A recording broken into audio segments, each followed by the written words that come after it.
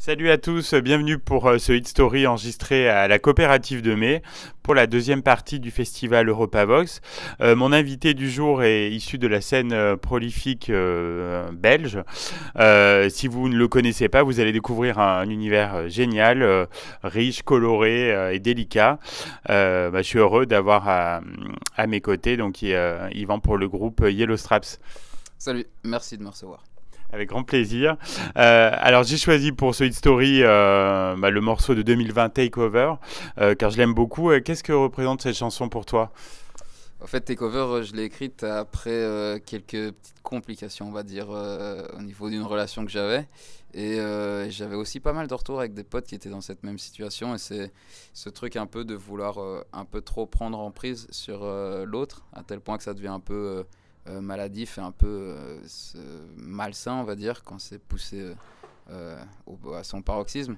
Mais voilà, c'était vouloir représenter ça, mais avec l'instrumental qui est assez joyeuse. Donc c'est quand même en ayant une petite lueur d'espoir en tête. Voilà. Et dans quel état d'esprit tu étais au moment de la création de ce morceau du coup? Dans un état d'esprit où je remettais pas mal de choses en question, mais surtout au niveau des relations, et principalement au niveau des relations amoureuses. C'était pas que... Enfin, c'était pas porté sur les relations amicales, etc. C'était vraiment principalement amoureuse. Et j'avais aussi beaucoup de potes qui étaient, sans soupçonner, qui étaient aussi un peu dans des dilemmes et dans des bourbiers, comme on aime dire, sentimentaux. Du coup, ça m'a tenu à cœur quand même. Et puis c'était dans la continuité de Blame, qui parlait déjà de Blame, qui parlait déjà aussi de ça. Donc du coup, c'était suite logique pour moi. Et musicalement, comment tu définirais ce titre pour ceux qui ne le connaissent pas? Dans ce projet-là, je dirais que c'est celui qui est un peu le plus up-tempo et toujours avec quand même pas mal d'influences mélangées. Il y a des univers un peu électroniques, un peu de jazz aussi, un peu plus pop aussi. Donc voilà, C'est riche. voilà, un mélange de tout ce qu'on aime. Ouais. Et ça représente, c'est un peu caractéristique de l'univers de Yellow Straps. Ouais, totalement, c'est ce qu'on essaye de faire dans vraiment chaque morceau. Et là encore plus, et à chaque projet on pousse encore plus. Et là, les nouveaux morceaux qu'on est en train de créer pour la suite aussi, c'est encore plus de recherche pour mélanger encore plus de styles. Tu t'es éclaté à faire le clip, c'est un bon souvenir. Ouais, j'ai Ouais. adoré, c'était incroyable parce que ça faisait longtemps qu'on n'avait plus fait de clip avec notre pote François Dubois, qui est un de mes meilleurs potes de longue date. Et là, c'était vraiment un beau morceau pour revenir ensemble, on va dire. Et c'était cool parce que c'était vraiment pas beaucoup de budget, mais avec entre guillemets les moyens du bord, on a réussi à avoir un beau lieu et il y avait une belle prestation de la danseuse qui s'appelle Maria aussi, qui est vraiment top. Du coup, on était vraiment très contents. Oui, c'est bien optimisé. Voilà. Est-ce que c'est un titre qui fonctionne bien sur scène? Je pense que c'est un de ceux qui fonctionne le mieux, si pas peut-être le mieux, parce qu'il y a souvent un switch dans le set, où à partir du moment où on fait celle-là, ça augmente un peu plus dans le tempo, et puis il y a une fin où je joue avec mon bassiste Victor, qui est ici présent à côté. Qu'on salue.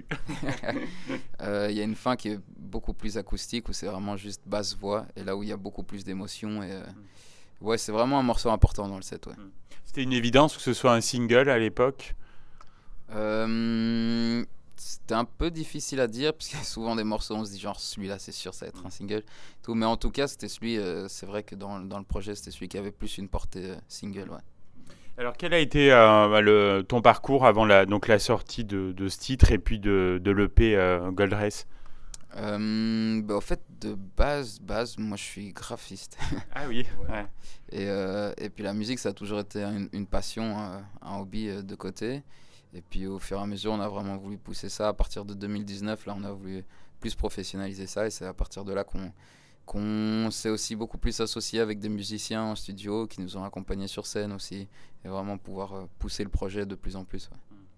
Alors je crois que tu as bien profité du confinement hein, pour faire de la musique en prenant ton temps. Quel a été le fruit artistique de cet isolement, on pourrait dire? Paradoxalement, c'était la période créativement parlant la plus incroyable qu'on ait jamais vécue. Et alors que tout était à l'arrêt et qu'on avait une tournée qui était annoncée mais qu'on a dû annuler.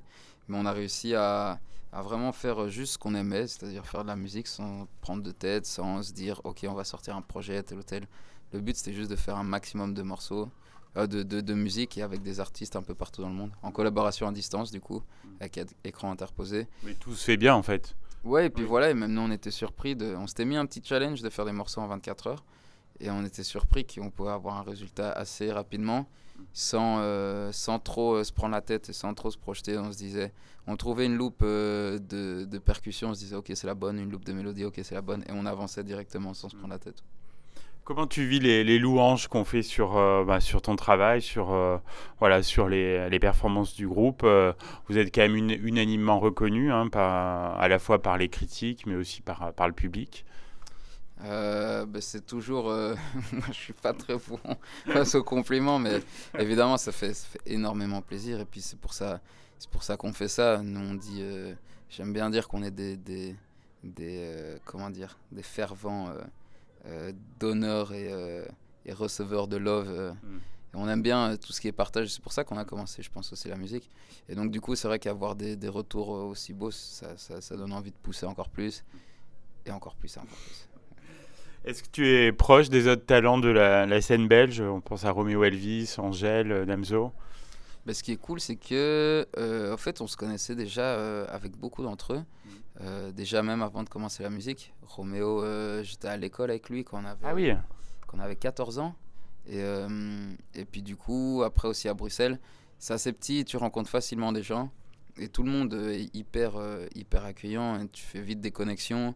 Puis les connexions en connexion, puis les groupes en groupe qui se mélangent. Et puis tout le monde après se connaît. Et puis Ouais. et tout le C'est monde. un petit monde en fait. Ouais. Ouais. Bruxelles Village, on dit en général. Ouais.